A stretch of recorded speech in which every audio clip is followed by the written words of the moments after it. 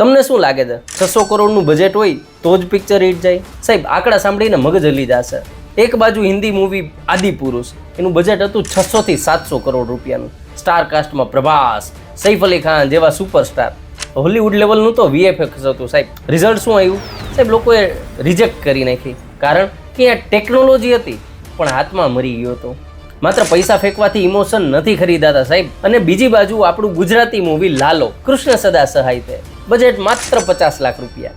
એક લક્ઝરી ગાડી કરતાં પણ ઓછું સાહેબ. કોઈ મોટા સુપરસ્ટાર નહીં, કોઈ VFX નહીં, છતાંય આ મૂવીએ 50 થી 60 કરોડનો બિઝનેસ ઓલરેડી કરી નાખ્યો છે, ઇતિહાસ રચી દીધો છે. જ્યારે આદિપુરુષે પોતાના બજેટના અડધા પૈસા પણ માંડ કાઢ્યા, ત્યારે લાલોએ 12,000% પ્રોફિટ કર્યો. ફરક ક્યાં પડ્યો? ફરક છે ઇન્ટેન્શનમાં. આદિપુરુષનો ઇન્ટેન્શન ખાલી મોટી મૂવી બનાવવાનો હતો, મોટો પ્રોજેક્ટ કરવાનો હતો.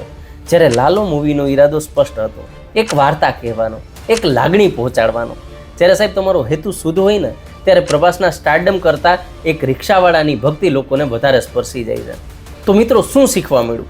કામ નાનું હોય કે મોટું, જો સાચી દાનતથી કરવામાં આવે ને તો 50 લાખનું કામ પણ 50 કરોડનું પરિણામ આપી શકે છે.